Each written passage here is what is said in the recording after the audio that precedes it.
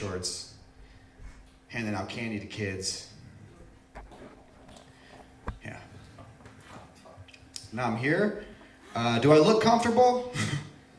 They say with comedy you're supposed to be comfortable on stage. You know, I smoked a little oil before I came up here, and I didn't think it'd feel like my intestines would be shaking. It's all right. We're doing all right. I do this thing. If I've been in a room and I realize it was dark outside and the window's open, I like point to the window. I'm like just in case someone's been watching me for 10 minutes. Like just in case. I don't think there actually is, but that one time someone's gonna be like, that guy knows. I'm fucking out of here. I'm gone. See you later. I opened up the window one day. I was like, this is, let's get some fresh air in here. Yeah, let's get some fresh air. I don't do this enough. I gotta get in the habit of opening the window. And as soon as I open it, honestly, 5 seconds later, I hear, ah! Like someone screaming. So I asked the question, why is someone screaming outside my window? I was like, I'm just gonna shut it. I'm like, what is this? I hear it again. I'm like, okay. And I look around and I see a parrot. Actually, it's a parrot. The point is, I mistook a parrot for a man. I'm 26 now. I can't tell the difference between parrots and humans. That's what's going on in my life. What have you guys been up to? Just got little notes. It's kind of hard to concentrate on these jokes when you guys are scaring the crap out of me. These scary costumes. This one's a little weird. This one's gonna be a little messy. We'll see if we can get through it. Ghost story. That's the thing. Who here believes in ghosts? All right. Okay. And who here has like a ghost story? All right. A couple hands. I'm gonna say those 2 hands that went up. At least one of you is lying. I just know it. Because you get 2 types of ghost stories. You get the ones where it's like I could have swore I saw someone walk down the stairs in the corner of my eye, and I was like, hey, what's up? And I was like, but there's no one there. I went in the room, and there was like no one there. I'm like, okay, I think that person believes what they're saying. That's a good ghost story. But then you get the people that are like, I baked an apple pie, I took it out of the oven, and the first thing that happened is it levitated, and it exploded all over our faces, and the curtains were like, and my cat was like, ah! It's like, no, okay, you're lying to me. And you lose all credibility, I think. It's you telling a story that you don't even believe.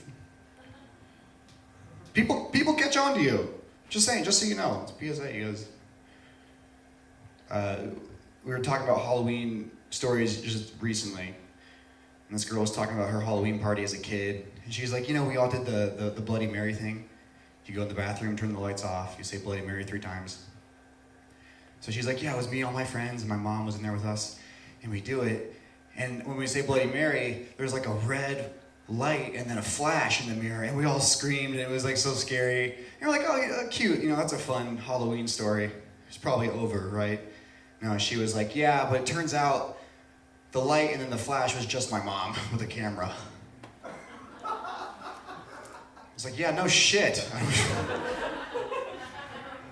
Did you think I thought it was a real ghost? I didn't, promise you.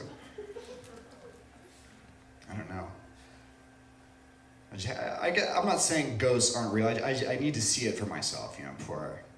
But I know this topic can get, a little heavy.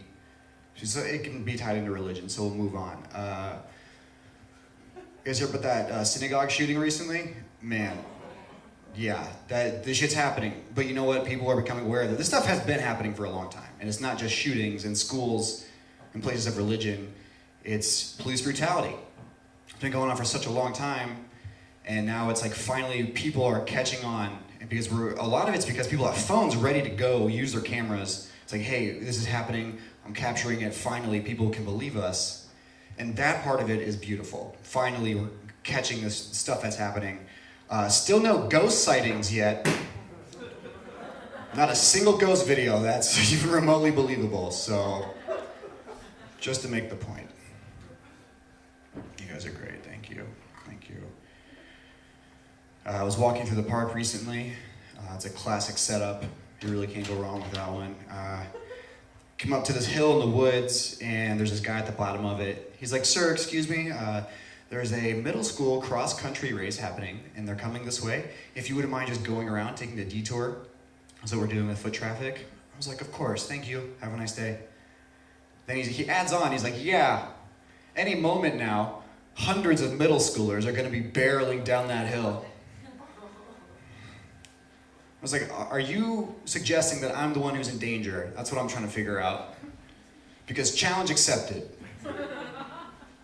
Listen, when I was in middle school, I could beat up the cross-country kids. I'm not in middle school anymore. I didn't do it. I wasn't that guy. Just saying, those cross-country kids were built like birds, you know? But the real part about it is they were like the nicest kids, though, too. The cross-country kids were like the most well-behaved. Those are the kids that are going places. They always had good grades. And like their parents are probably super proud. Like that's like, when I was 12, one of my cross-country friends, he said to me, he's like, oh, sometimes I don't mind having a little butter on my toast. It's like, dude, you're 12 and also 40. I don't know how you do it. So, like, I wish my kids would be that, honestly. If I had to pick for my kids, I'd say run long distances and just make yourself suffer for 3 hours straight. Like, it's how you get good at life. I don't have that, like, that build. It's amazing. Good kids. Can't take an elbow, though. That's the point. Can't take an elbow to the face running downhill. I would be... Step right up, you know? All right. You guys know the saying, blowing smoke up my ass? You know that? It usually refers to when someone's like sucking up to like a boss usually, and I'm just trying to figure out how we got there. It's like, oh man, this guy at work today saying so many nice things to me. You know what, honestly, it felt like he was blowing smoke up my ass. That's what it felt like. It was great. How did we get there? Can be a little dirty, but it seems like a mature crowd. We'll go for it. I used to live in Milwaukee, and there was like a 3 or 4 month stretch where I left for work somewhere. And one of the first nights I got back to Milwaukee, I was excited to see my friends, whatever. One of the first nights, I'm making a grilled cheese. And my friend walks in, my roommate, and he's like, oh, you make a grilled cheese? And he grabs my spatula, and he smashes it into the pan, and like mangles it. I'm like, honestly, it pissed me off. I'm not even kidding you. I'm like, why would you? But I could see he was like irritated. I'm like, what is happening? Like, what's wrong? And then he reminded me that before I left for work a few months ago, I had sex with his sister, and I'm not making that up. I did it. I was like, that's a fair trade. I'll take it. I'll take it. I'll take a smashed grilled cheese over a smashed sister. Yeah, that's a shitty punchline, but you guys came a little well. That was good. It was fun. I'll tell you what, that's all I wanted to work on for tonight. Thank you all so much for listening. Have a nice night, guys. Make some more noise for Michael Longnecker, everybody. On deck, we have City of Waco, and coming up now, I want to hear your voices. Welcome Chase Valentine to the stage.